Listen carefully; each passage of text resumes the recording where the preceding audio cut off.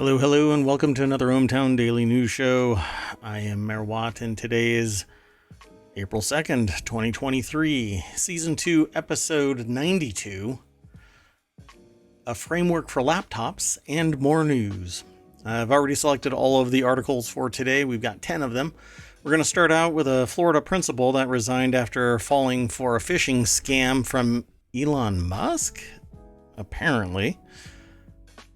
Tesla, by the way, deliveries beat expectations. China sales apparently have boosted those sales.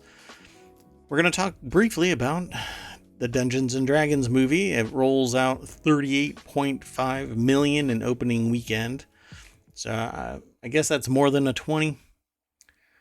Norfolk Southern and their push for profits, which is what I've been saying has been the reason for all of this compromise in safety and security of workers, has led to what happened in East Palestine. And two were charged with cutting wires, causing 40,000 people to lose internet service. That's kind of like me and being told that coffee is no longer available. People start to panic.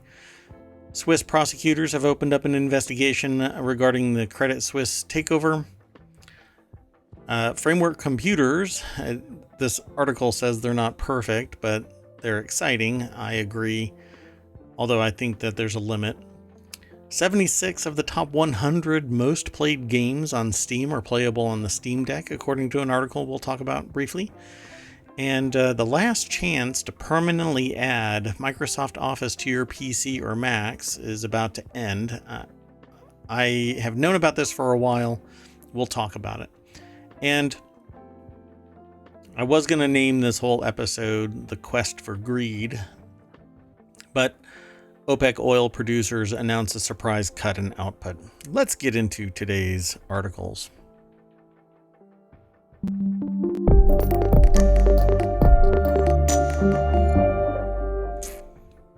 Hello, I am Mayor Watt, that is ohmTown.com, and the AI is taking tonight off. So, let's get right into today's articles.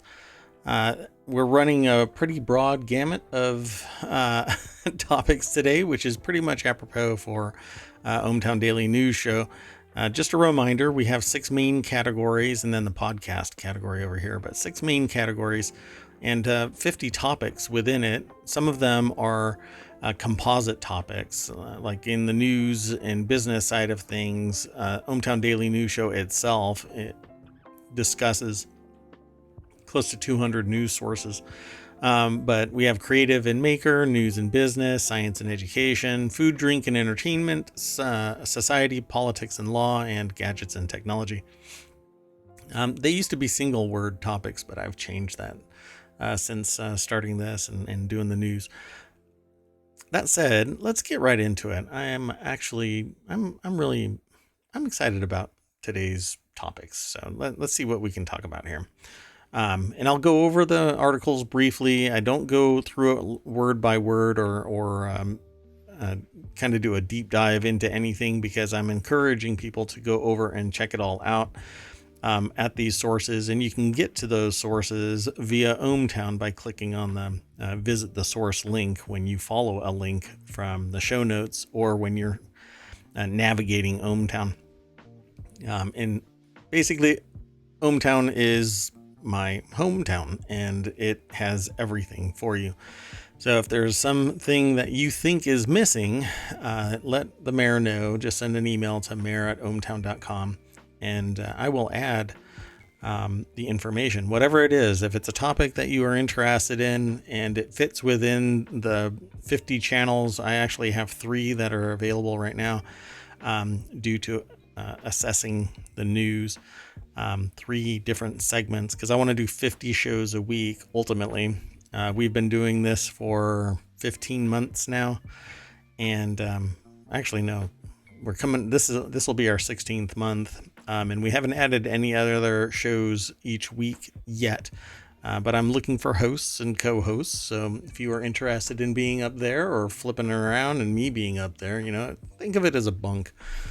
If you want to be in the top bunk or the bottom bunk, it doesn't matter. I'm game, and I'm interested in having a conversation with people in real time here on Twitch.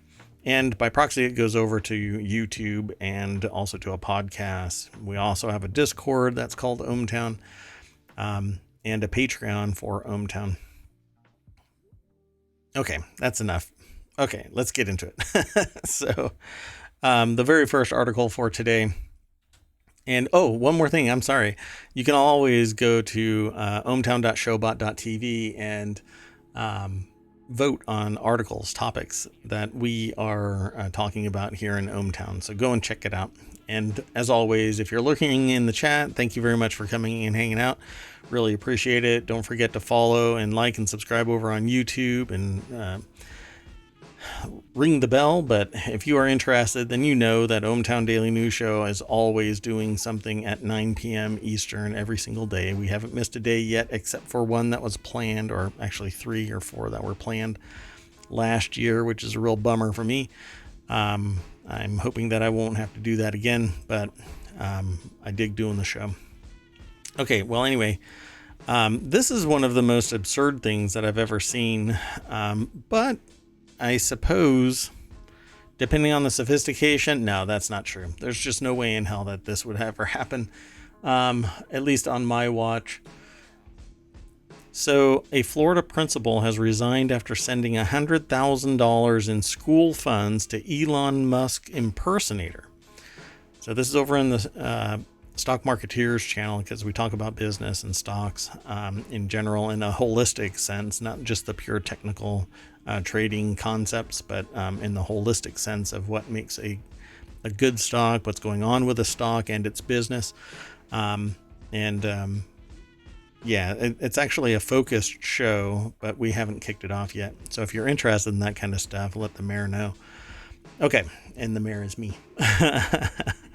So I go by Mayor Watt over on everything on Twitch. That way I don't kind of represent my show, or I should say ohmTown, in other people's channels. And but I'm happy to encourage you to talk about ohmTown. That's fine with me. Anyway, so the school's business manager was able to stop the check before it cleared, but quote unquote, scammers have gotten pretty sophisticated, according to an expert. So let's go over to where this was aggregated from. This is from marketwatch.com. And Weston Blasey is the author of this. It says, this took place on April 2nd. Well, the article was posted on April 2nd, so it screams April Fool's Day, but apparently somebody tried to impersonate Elon Musk. And that takes a special quality there. And so the principal at a charter high school in Florida recently resigned after sending $100,000 in school funds to an Elon Musk impersonator. And she's just one of over 3 million online scam complaints over the last 5 years. Now, there's scams, and then there's this. So what happened? Dr. Jan McGee was the principal at Burns Science and Technology Charter in Oak Hill, Florida, a prestigious school that boasts well above average math and reading test scores. This is again, or according to the article. And she fell for the scam despite warnings from her staff, according to a report from an NBC affiliate in Florida. When you have to make this statement, I'm a very smart lady, well educated, I fell for a scam, there's a bigger issue here. So nobody should be writing a check for $100,000 without interacting with somebody that can verify the integrity of whatever they're sending that check to. And I've seen it online where somebody does some stupid scam on people pretending to be somebody with a means that they don't have, and it's either a prank or a scam or it's some other thing. There's sometimes I see that hesitancy in the people, and if you hesitate, then that's your instincts. That's you feeling that energy off of this, and maybe there was some expectation of a massive return. Anyway, McGee says that She had been talking to someone pretending to be Musk for at least 4 months before she sent them a check for $100,000 out of the school's account. McGee had been trying to get the Tesla and SpaceX founder involved with the school, as it's located near Florida's Space Coast, which is known for its proximity to Kennedy Space Center and Cape Canaveral. And since SpaceX and Elon Musk and Tesla and Elon Musk, you go to Elon Musk, right? Well, I would never have entertained any type of communication with Elon Musk if I didn't know that it was Elon Musk. You verify this stuff. And emails just wouldn't cut it. Not if I'm going to be cutting $100,000 check. So, but what happened to McGee has become all too common, according to the article, but that's not really what it's about. If you are falling for a scam, I understand you can fall for a scam, but we're talking about $100,000 and we're talking about Elon Musk. So they didn't say just how she was communicating with the Musk impersonator, which I think that they should just divulge this just to see how dumb this was. Such as whether it was through phone calls, text, email, or social media. One of the school board members later said that the scammer had promised to give $6 million to the school in the future. But if you have to ask for money, if the founder, sorry, not the founder, if a billionaire has to ask for $100,000 for anything, then you know it's a scam, regardless, right? And just to be sure, Elon Musk didn't found anything. In fact, the things that are going on with, I think the things that are going on with OpenAI is that he's pissed that he couldn't buy his way into management of OpenAI,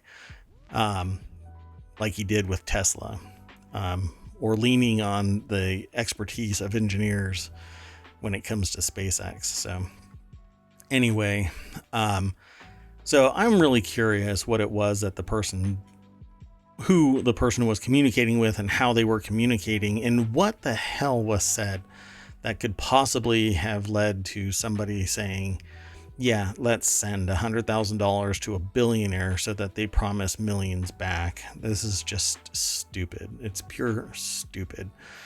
Anyway, so the article goes into greater detail, and one of the quotes here is, a lot of these scams are putting a new coat of paint on an old scam. Travis Taylor, cybersecurity expert and co-host of What the Hack with Adam Levin podcast, told MarketWatch about the rise in online scams.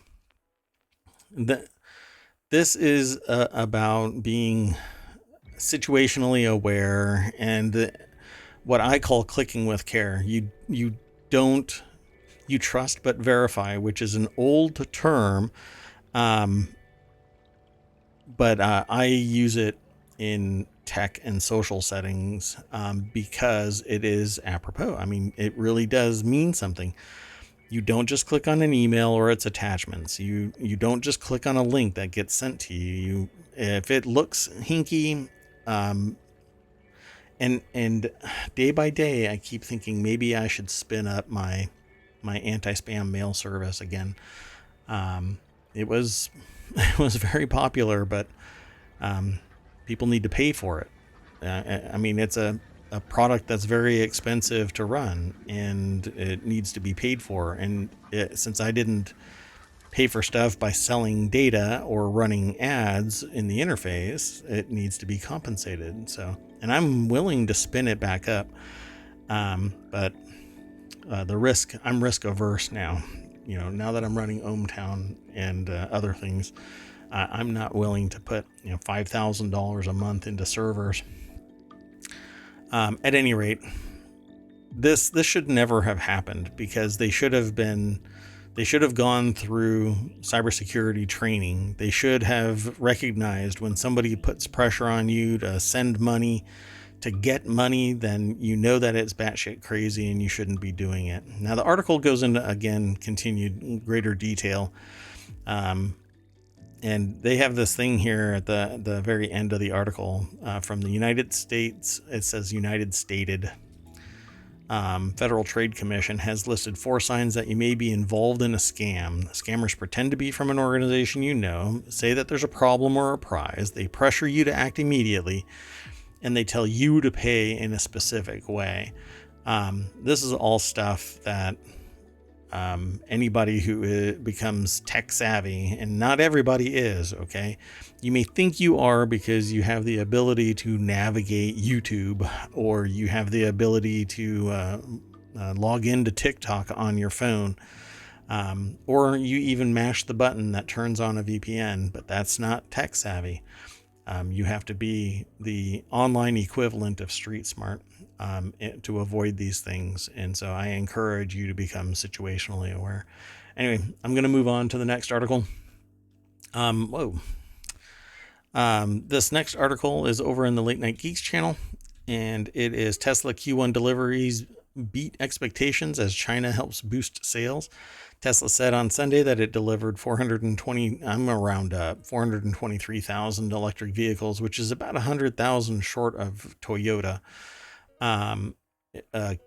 Last quarter, I don't have Toyota's current quarter, but 2022 quarter 4, I believe.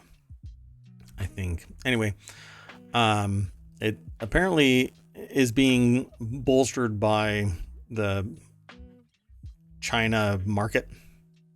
It says Tesla doesn't break down the delivery and production numbers by region, but according to data from China Passenger Car Association, Tesla collectively sold 140,453 China-made vehicles in January and February. The CPCA hasn't yet published March's data, according to the article. So let's go over to the article at TechCrunch. Rebecca Bellin is the author of this, and it's pretty interesting.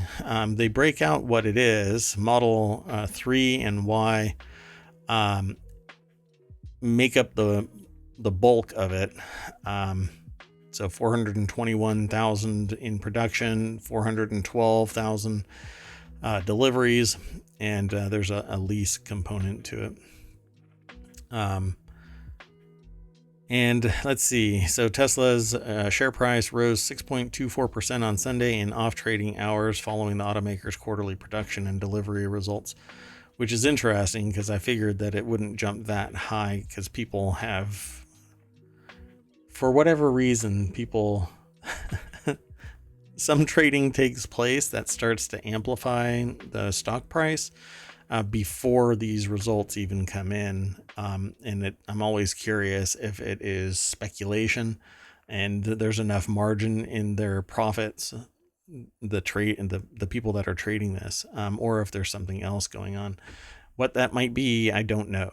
But sometimes you just wake up and have a feeling you're going to have a great day, and sometimes you think it's going to be a bad day and you just tuck yourself back in. So maybe that's what that is. But it's really interesting that the price rose 6.24%.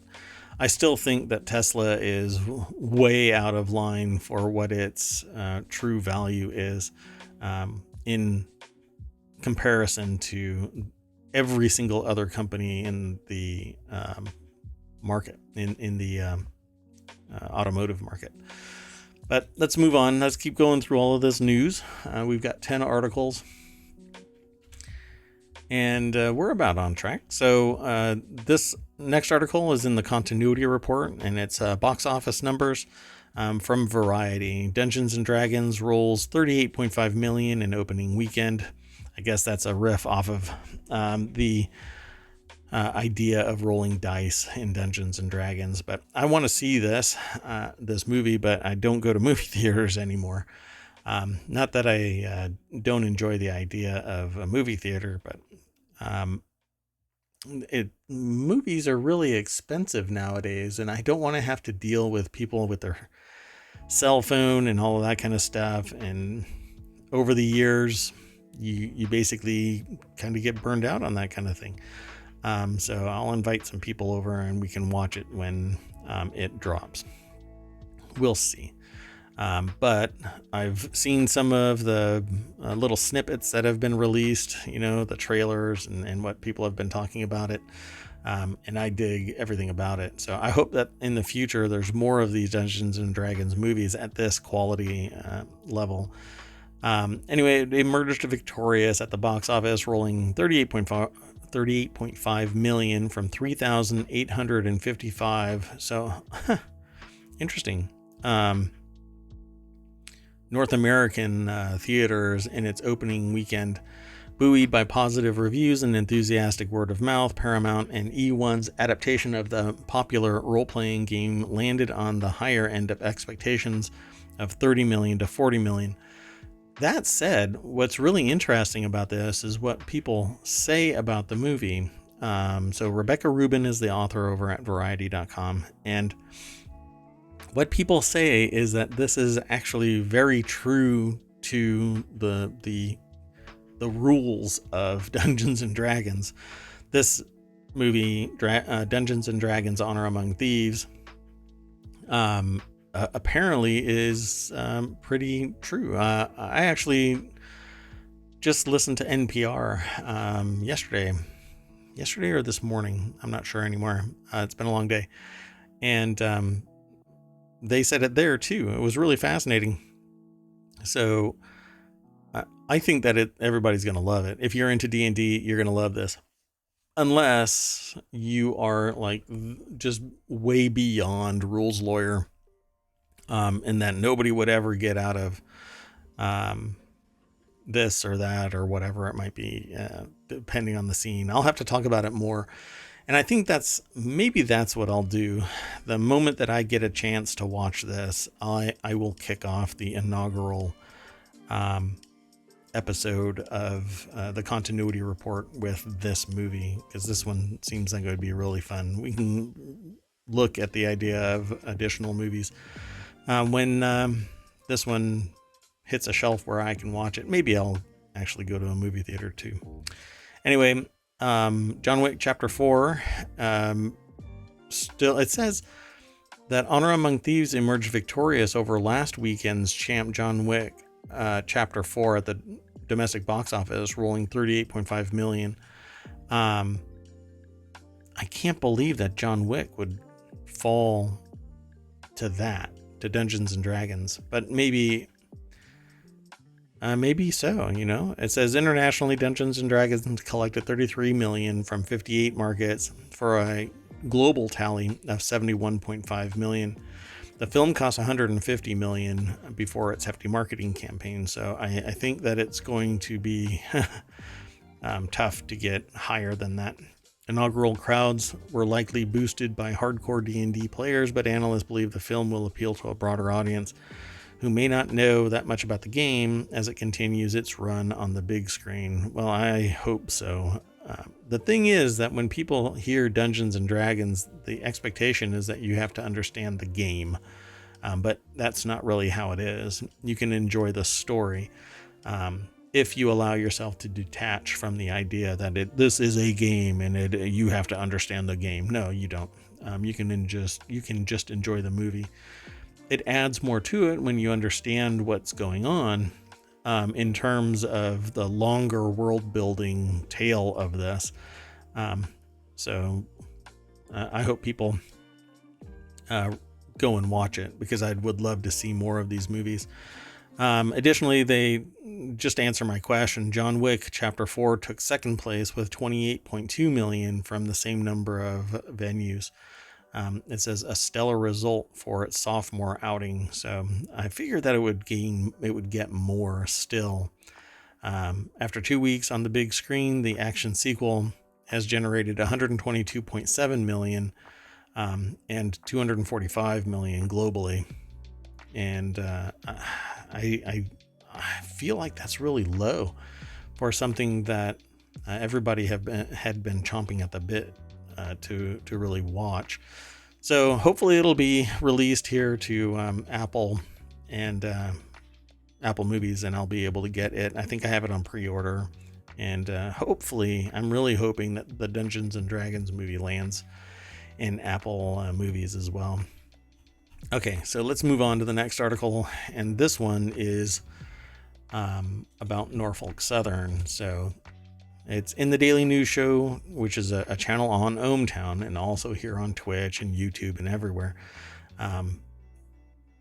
But it's also, this show. Norfolk Southern's push for profits compromised safety, according to workers. Federal officials are investigating the railroad's safety practices and culture after the derailment in East Palestine, Ohio, and worker deaths. Let's go straight over to the New York Times. That's where this is sourced from. And Peter Avis, Mark Walker, and Niraj Chokshi is the author of this article.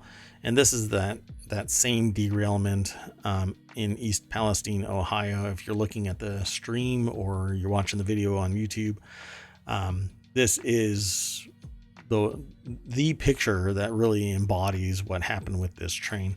And then they lit it all up to burn off the chemicals, and it just became hell right there. And it continues to be.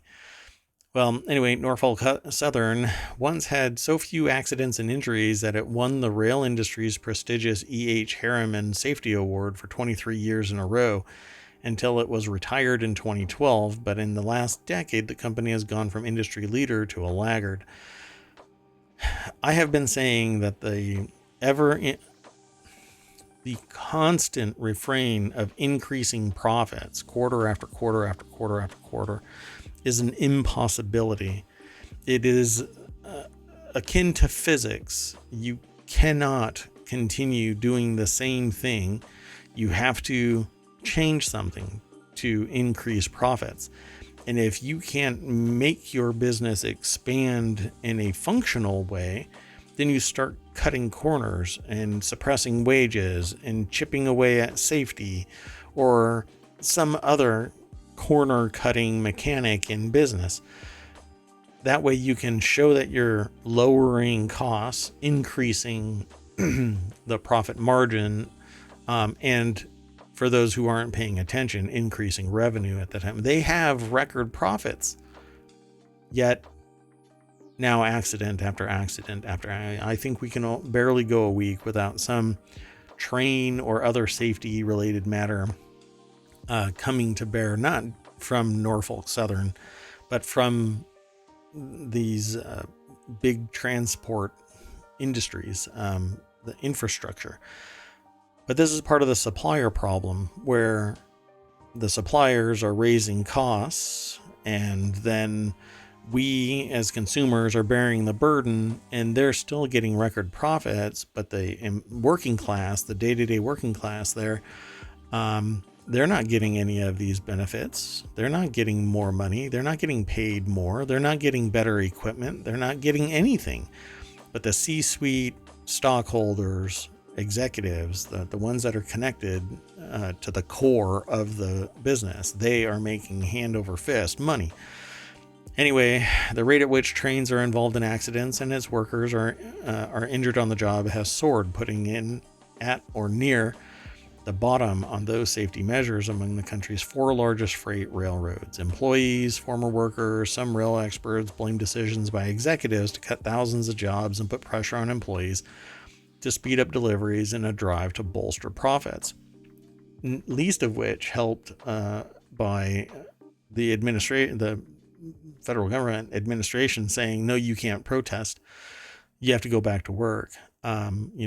Breaking the protest down and saying you got to go to work.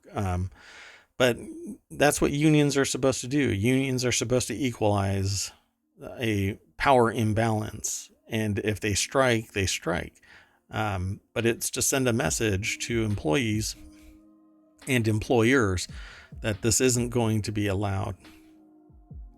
This is right after the protest, right after the strike was basically made impotent by the president saying you got to go back to work. And now that might be a simplistic view of what the decision was, but that is basically what it amounted to. You have to go back to work. You can't hobble the entire nation. Well, what's hobbling the entire nation is a power imbalance between the consumers and the producers. And the producers have aggregated and they've merged and acquired into only a few that are producing, which means that they have great power, even more so than they would have as simple employers. and producers. Now they have more of everything, so they can sit there and say, well, if we shut down, the whole nation shuts down. It's like the baby food issue.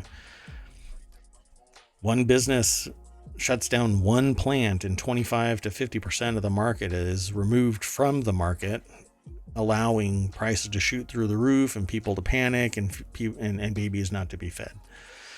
Anyway, Lance Johnson is among the critics. Mr. Johnson was a Norfolk Southern engineer or train driver in the St. Louis area for over 25 years until he was fired after a dispute in 2021 with his manager about problems with the train's brakes. That July, he said, he started a shift at A.O. Smith Rail Yard in Granite City, Illinois, just across the Mississippi River from St. Louis, and found that his locomotive had defective brakes.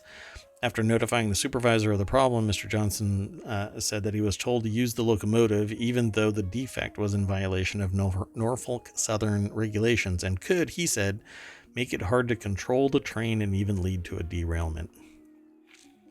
Yeah. You stop what you're doing and you fix it. That's exactly what immediately came to mind when he said that, to my mind. But apparently he was told just to make it work. So these workers, and I'm sure the investigation will lead to the same conclusion that what amounts to greed is the reason why safety was compromised, because you have to keep on pushing for profits. I was going to title this "The Push for Profits Makes Everyone Suffer," but I wanted it to be more positive. So I said a framework for laptops and more news, because that's one of the articles that I'm interested in. Anyway, let's move on to the next article. This one popped up pretty late in my review of the news. And it was originally posted at 11:21 a.m.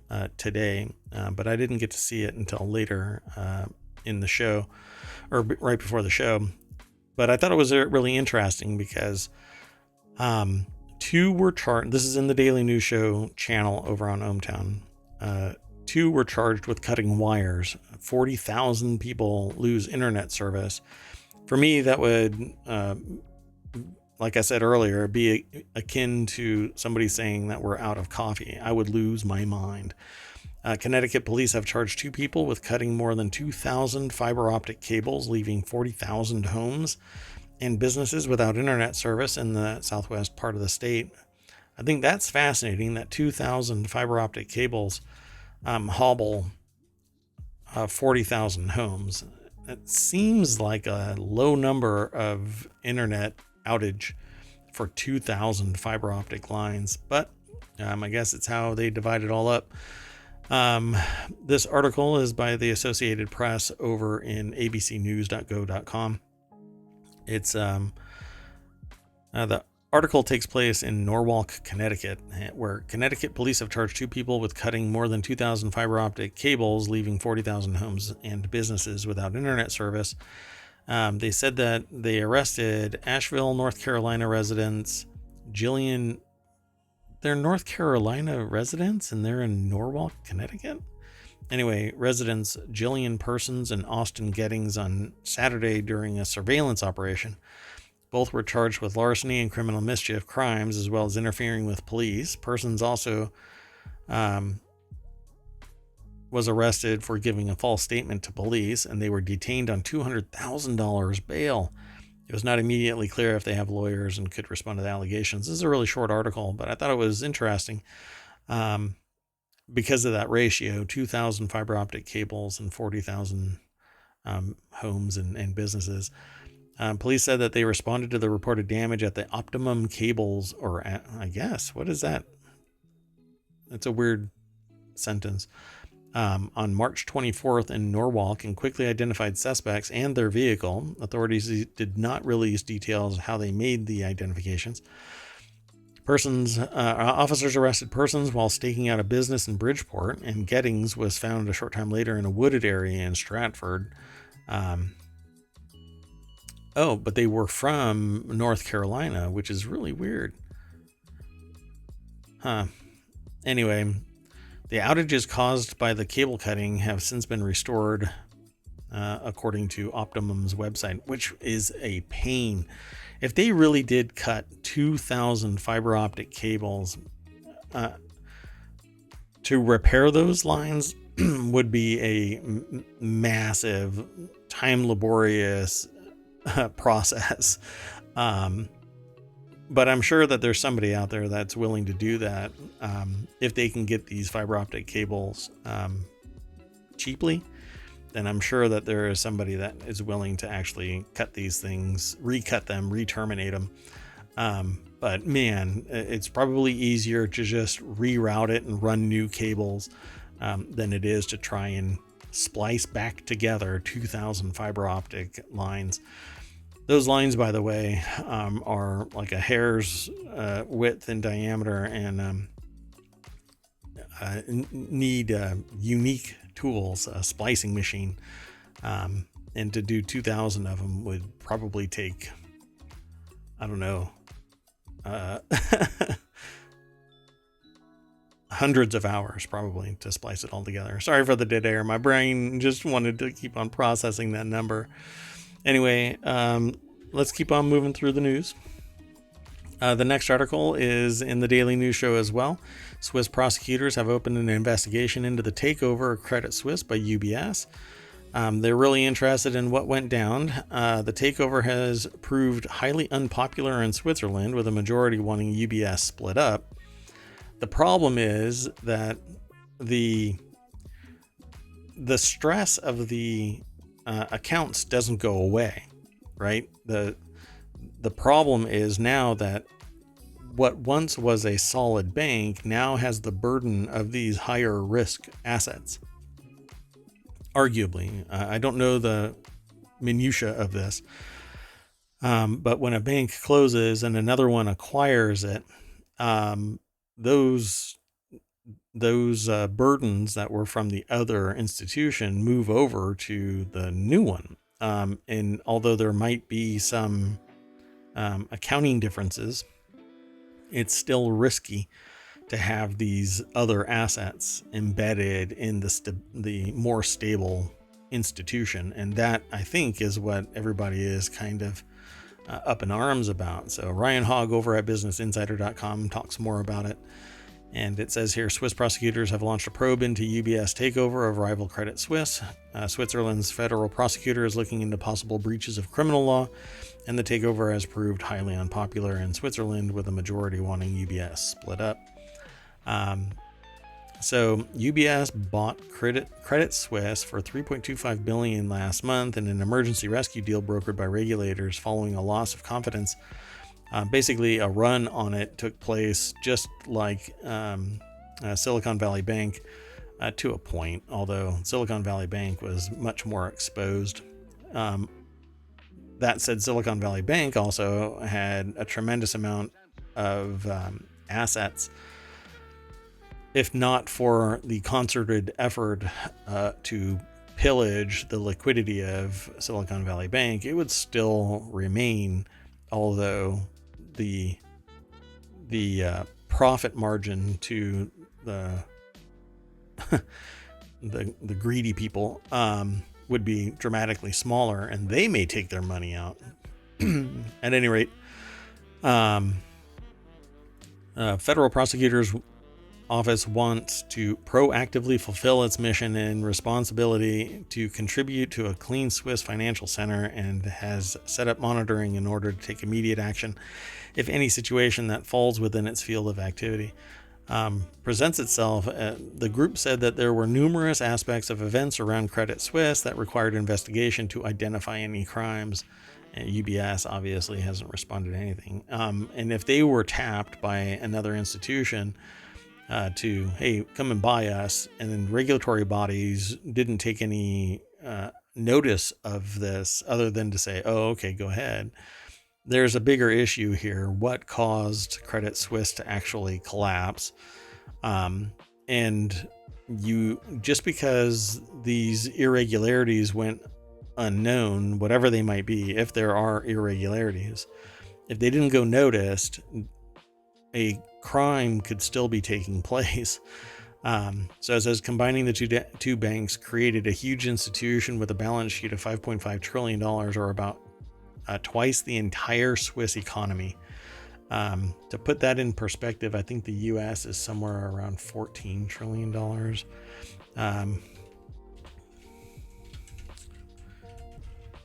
Let's see. I know that's how much we are in debt. But anyway, 24 trillion is the current GDP of the United States. So,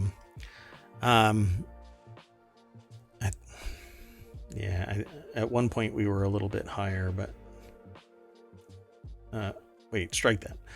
Back in 2019, we were at 21.38 trillion, and then we dipped in 2020, right around the pandemic. It negatively impacted us that much, but we have since caught up to the regular trend of our GDP. So you can see just how much this one bank has as the possibility of a strain on the entire Swiss economy. If UBS now falters because there's so much wealth tied into it, then the Swiss economy could be hurting. And we know it well here in the US because it's almost like clockwork. Every 10 years, somebody tries to, well, whatever it is, it's weird. Greed just takes over and really pushes the limit of the economy. 2008, 10 years later again, now again. It's really odd that people are so greedy in the short term but when I talk to people about it, they simply say, well, that's the nature of the game, but damn it, I didn't sign up for this game. I'm not interested in this game. And I shouldn't be victim to somebody else's bullshit. So anyway, the bank is reportedly planning to lay off up to 30% of its workforce following its takeover of Credit Suisse, which is always what happens. There's optimizations and whatnot that take place when there's a merger or an acquisition. But let me move on. Then the next article is over in the Late Night Geeks channel because of the source, really The Verge. Frameworks computers aren't perfect, but they are exciting. This is according to The Verge, and I agree, but to a point. It says it's not that often that the author gets excited about new laptops these days. Modern laptops are extremely capable devices with a few glaring flaws. They're thin, light, finely tuned to get the job done. Exciting, they are not, according to this person. I think that some laptops are pretty amazing, but I do agree on one thing. Frameworks is rather spectacular in that it takes something that had been already in existence, modularity, that basically got phased out by the industry, short of probably the tough books, where you could swap out elements of it. Like there's modularity there where you could put in a different battery, a bigger battery, or take out one module and put in another battery, but it's largely the battery aspect of it. Framework isn't like that. Framework laptops are pretty fascinating in that they do what I've always wanted, which is have a fundamental backplane, a major component that everything attaches to, or let's just call it what it is, a framework, so that you can put in additional components. So this article is written by Dan Seifert over at The Verge. And it says here, Framework's approach to laptops has made me nostalgic for the first laptop I ever owned, one you've likely never heard of. So it says it's not, I won't reread what they said, but anyway, it says nearly every part of Framework's laptop can be repaired, replaced, or upgraded by its owner. Want a faster CPU or RAM? Just swap the board and click in some more RAM sticks. And if you're off to the races. 2+ years into its existence, Framework has already followed through on many of its promises and shown that it's possible to build a modern, svelte laptop that can be fully repaired and upgraded by the end user, something even giants like Dell have been unable to pull off. No, it's because they don't want to pull it off. They could, but they don't want to. Why? Because every iteration means that they can sell you an entire device that is maximized for profit, not for retention. So they don't care that the environment is getting crushed by plastic and batteries and electronic components. It all gets shipped off to quote unquote third world countries for processing, where the environmental concerns are still out the entire world's, but it's not in our backyard, so it doesn't matter. And while they try and do some greenwashing of stuff, it's still the fact that they're selling an entire new device. Whereas with Framework, you can simply upgrade, get a bigger battery, change out now the video card as well, a discrete video card. And there's modularity where you can just plug in these little squares, little tiles, just slide them in and they lock in place. There have been historically other laptops that do this. So I wonder if this person is going to talk about it. Let me scroll back up and see if he says something here. Because they mentioned that they were feeling nostalgic for their first laptop, but let's see.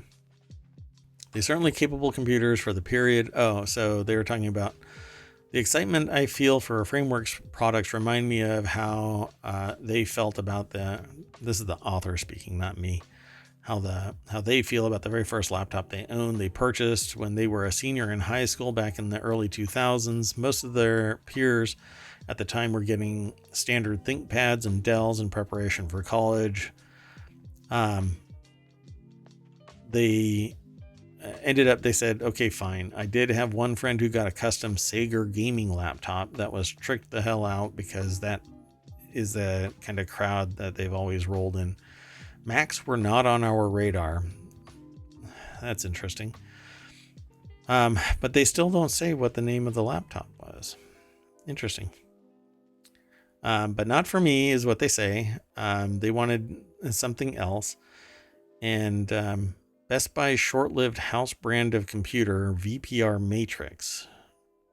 Just as most people outside of the tech nerds have never heard of the Framework today, even fewer people were familiar with the Viper Matrix back then. But the handful of desktops and laptops that bore the Viper Matrix brand were ahead of their time, and they were cool. I'm going to nix a word that he says.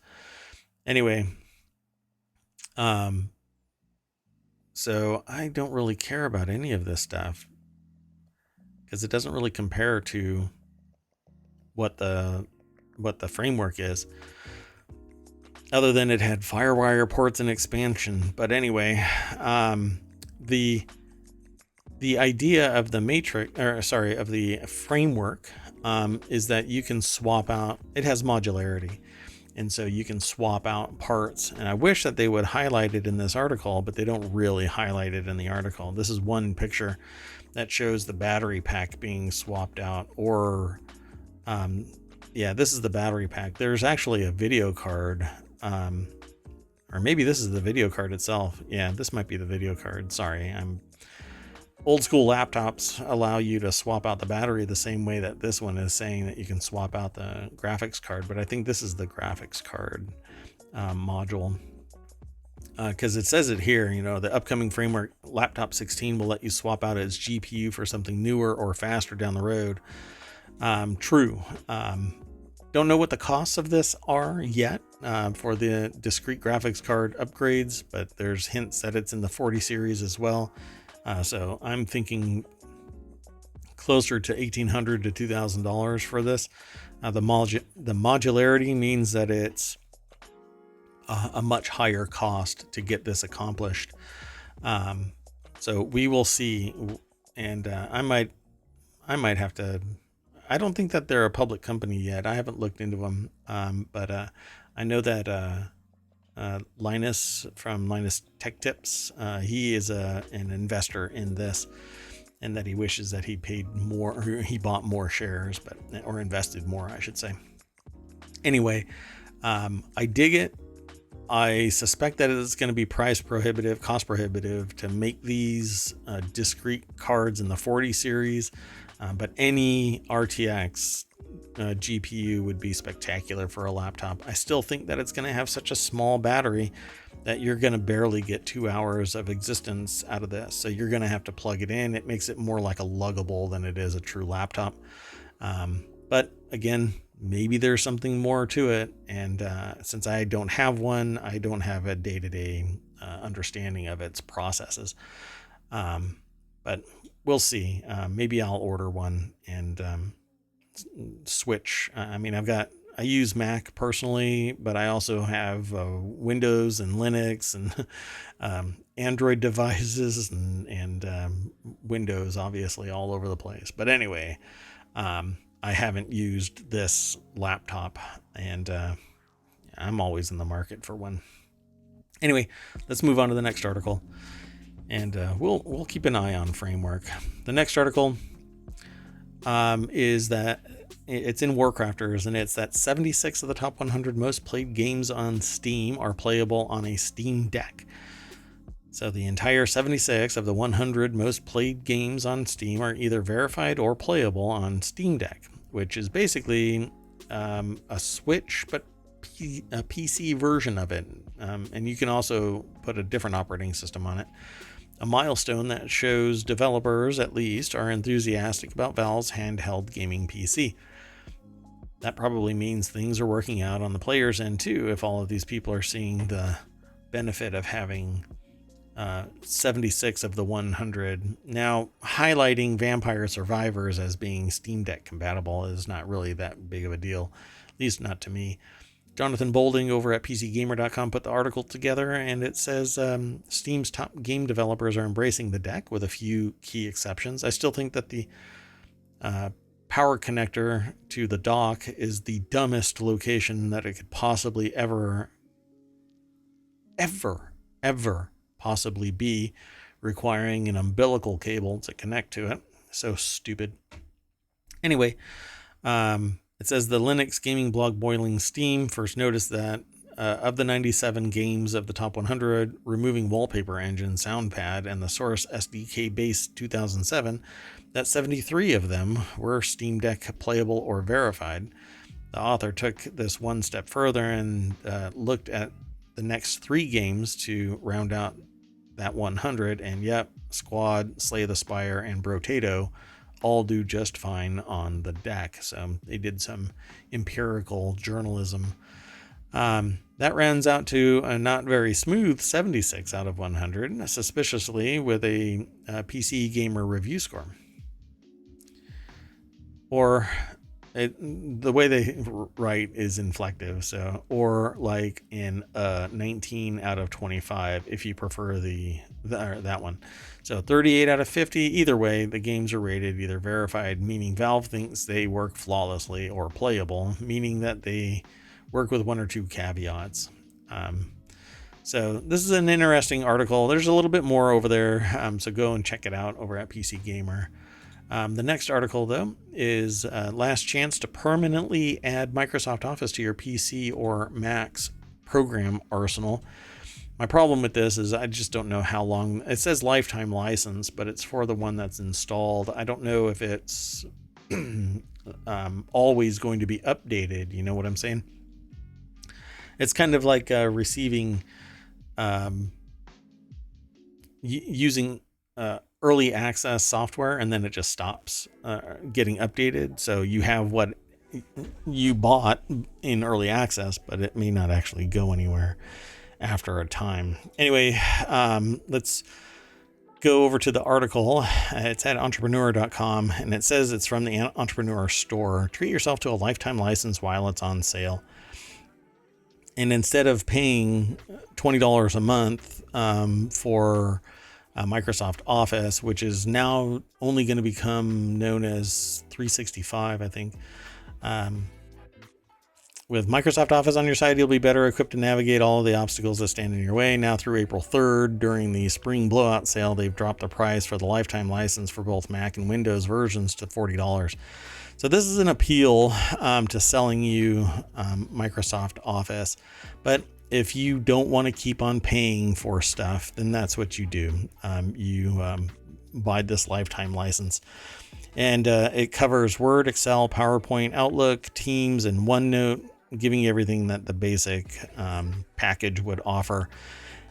Depending on where you are and what your job title is, this is totally enough. If you need stuff beyond it, then you actually need a more proprietary licensing solution, which is really only doable at the institutional level. At any rate, this seems like it would be fine. So treat yourself to the lifetime license while it's on sale for 85% off its $350 price. So $40.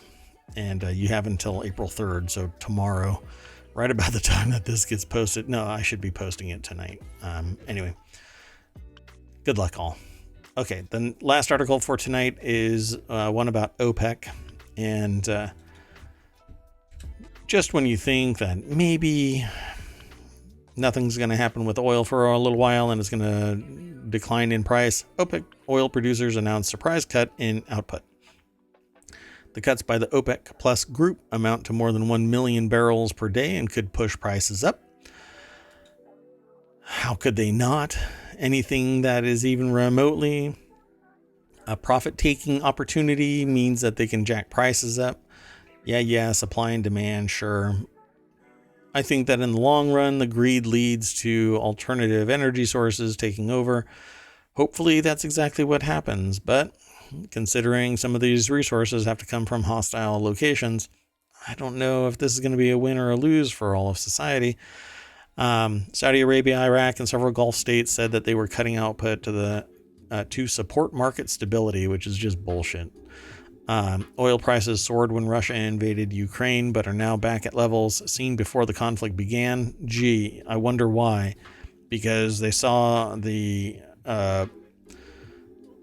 conflict as an opportunity to take profits. Nothing else has changed. Nothing has freaking changed, for crying out loud. Yet, here we are. So high energy and fuel prices last year helped to drive up inflation, the rate at which prices rise, putting pressure on many household finances. And that hasn't changed. The producer price index is declined a little bit. No. Yeah, it's declined a little bit. I think it's flat right now. But the CPI is still going up, and it's going to continue to go up.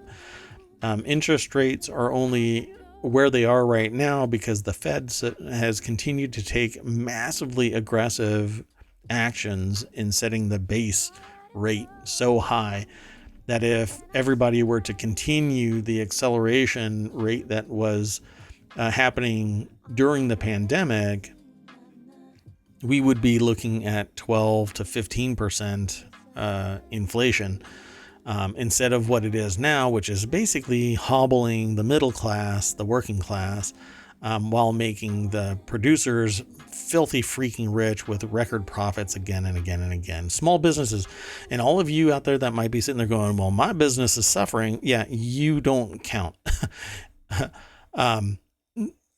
Small business is highly subjective in what it is. Okay, so if you're making less than $5 million as a business, you're a micro business. If you're making less than $25 million a year, you're a small business. And these are anecdotal numbers because there is no true hard and fast rule because business size is subjective, right? Canoo compared to Tesla, Canoo is a small business, but Canoo is a massive business compared to Chuck's Automotive, right? So don't take what I'm saying as if this is the absolute hard and fast rule about stuff.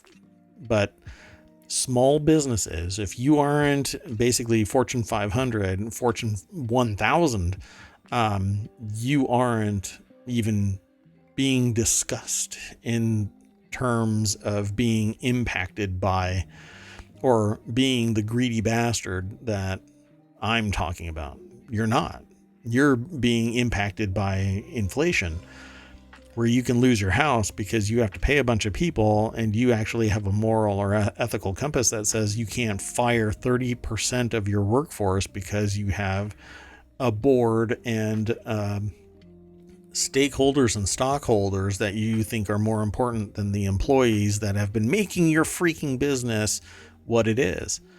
No, you don't count. When you struggle with what I'm saying, you don't count. When you say, well, this guy doesn't know what he's talking about, you're the one that I'm talking about. If you can sit there and fire 30% of your workforce and still sleep at night, you're the person that I'm talking about being a greedy bastard. So at any rate, come and talk to me if you want. I'm here every night, 9 p.m. Eastern. I plan on doing this for the foreseeable future. Who knows how long I'll be allowed to do this. But ohmTown still persists.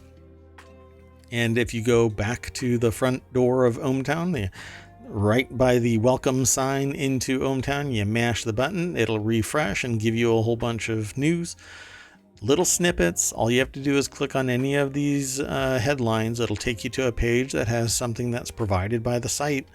And then you read a little bit, maybe it'll pique your curiosity and you'll go over to the site. Consider it basically, well, it is what it is. It's a news aggregator. So at any rate, I'm done for tonight. I am Mayor Watt. That is ohmTown.com. It's there 24 hours a day, 7 days a week. Let me know if there's anything missing, a source that you think would be fascinating to include, and we can have a chat about it every day, 9 p.m. Eastern. Sorry about the cough. The air is really dry and it's hot here in the office. So, because apparently ohmTown can't afford air conditioning, for crying out loud. Come on. Be sure to follow here on Twitch. Go over to YouTube and like and subscribe and follow me over there. I hope to do streams to a multitude of locations, at least until Twitch tells me that I can't do them simultaneously. I would prefer to do it all on Twitch. That has been my workflow for, the last 16 months now. But at any rate, I'll see you tomorrow. And thanks for hanging out. Bye-bye.